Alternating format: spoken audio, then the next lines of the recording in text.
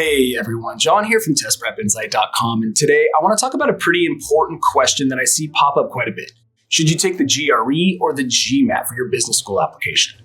It seems like a simple question, but there are some very important points to keep in mind here as you're making this decision, and that's what I want to talk about today. So let's just dive right in.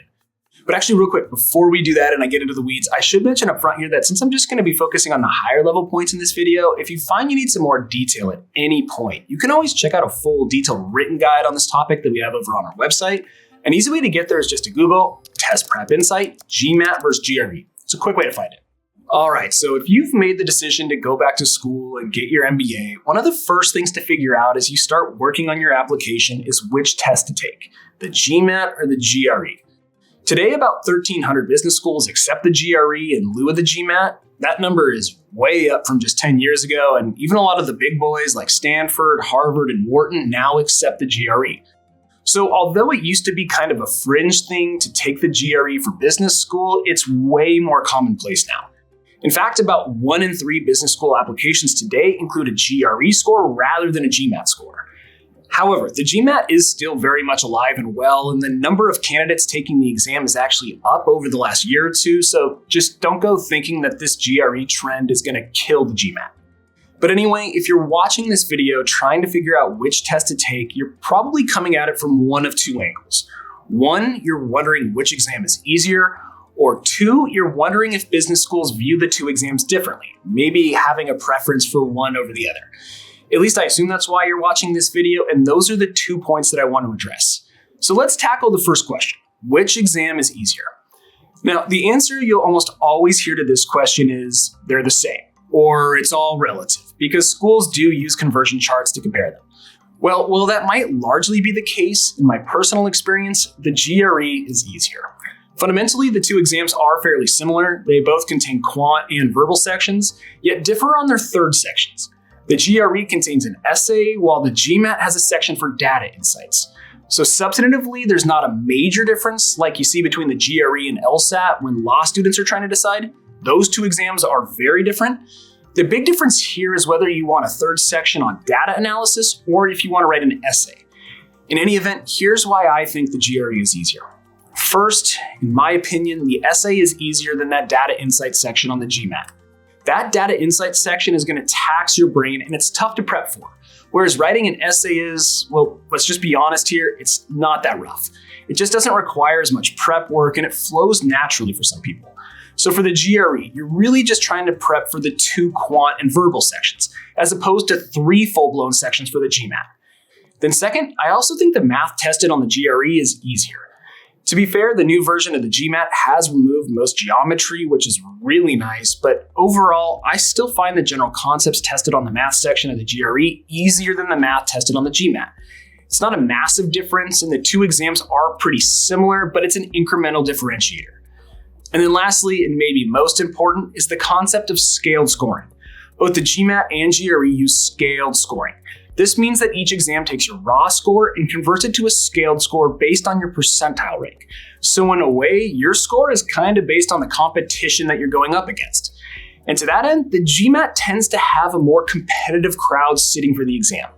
There are a lot of GRE candidates who are just looking for an okay to above average score. Many are just taking the test so they can get into a master's in physical therapy or public health program at their local state school. Their apps just aren't as dependent on standardized exam scores, so they therefore place less emphasis on it and don't study as hard. And I'm sorry if that offends anyone out there, and I know it's a massive overgeneralization, but I have found it to be largely true. In contrast, most business school students are targeting better schools and generally place a greater emphasis on their GMAT scores, thus causing them to study harder and push for better results. So even though most people will tell you that one exam isn't necessarily harder than the other, I think the GRE has a slight advantage if you're talking about the ease of exams. Now, let's shift over to the question of if schools view the two tests differently. And I think it's a fair question. I mean, assuming business schools kind of suspect the same thing about the ease of the two tests, and there's a baked-in preference for the GMAT with its long history of being associated with MBA programs, do they give preference to that exam? Honestly, I don't think so. I mean, of course, schools would never admit as much anyway, so we're trying to guess if there's an unstated bias, and I can see why people would think so, but I don't think admissions committees give preference to the GMAT over the GRE. There definitely seems to be that vibe in forums that the GMAT is preferred, and 5 or 10 years ago, that might have actually been the case when the acceptance of the GRE was in its infancy, but I don't think that's the situation at all anymore. I think that bias for the GMAT is an outdated mindset, and MBA programs don't discriminate.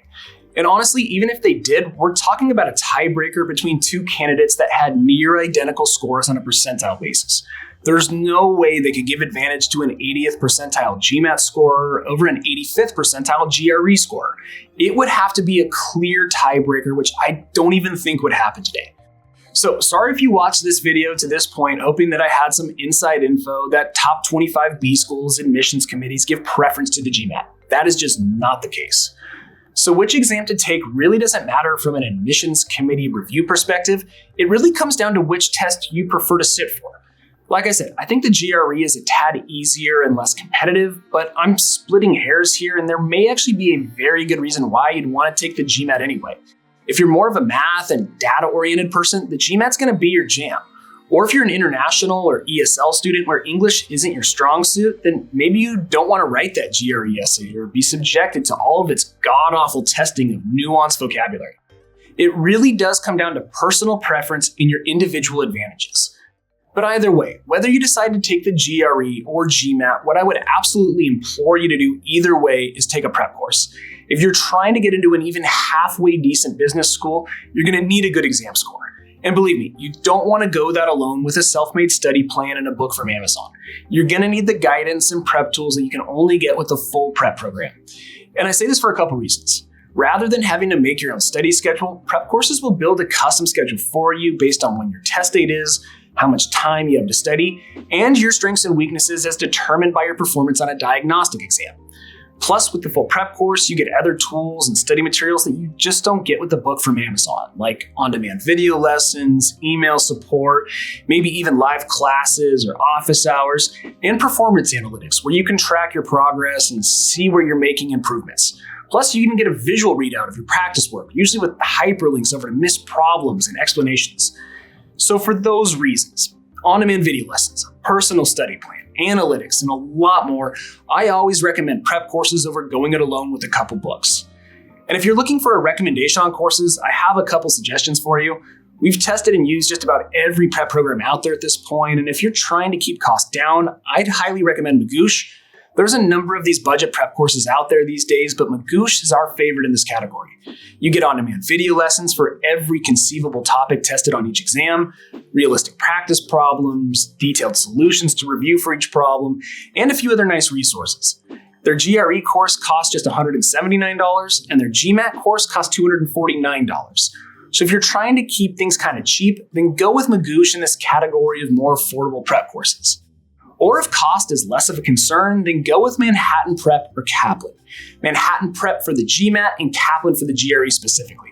They're sister companies owned by the same parents, so don't sweat the difference too much. But either way, at this next level up, they give you live classes as the central component of your study plan, and that can make a massive difference. Having a regular live class schedule helps hold you accountable, and the classes offer deeper instruction than you get on your own with videos and books. Plus, you still get all of those other self-paced tools that I talked about with Magoosh. Though, generally speaking, you do get more of them and at a higher quality. Those courses will cost you somewhere in the neighborhood of $1,000, but the Kaplan and Manhattan courses are very, very good. And even at that, Manhattan Prep and Kaplan, as well as Magoosh, are all really aggressive with running deals and special promotions, and you can almost always find a discount on their courses, so make sure to check for coupon codes. I'm going to do my best to keep that description down below the video screen updated with the most current discounts that I can find floating around on the internet out there. So give that text below the video screen a good look before buying. You can usually save at least 10% or more with each company, so make sure to check that out.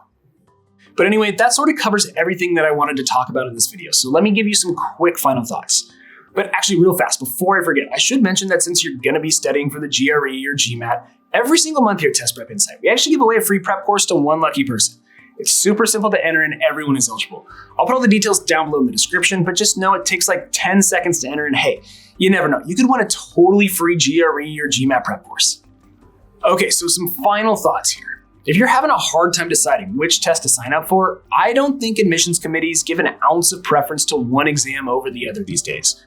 That hasn't been my experience, and I haven't seen any kind of inherent bias. So I wouldn't put too much stock in anything you hear on that. However, I do think the GRE is a touch easier than the GMAT based on competitive reasons, for whatever that's worth. But at the end of the day, it's a really close call, and whether you should take the GRE or GMAT is going to totally depend on your personal situation and strengths. But anyway, that's all I got for you. I hope this video has been helpful and you learned a little something. If so, please return the favor by subscribing to our channel, liking this video, and dropping me a quick comment below. That would be really appreciated. And again, if you want to see that full detailed written guide that I mentioned early on in this video, just hop on over to our website. Again, that's testprepinsight.com, or you can always check out the other videos we have on our YouTube channel. We've got a bunch of great video content out there. But as always, thanks for watching, best of luck, and I'll see you in the next one.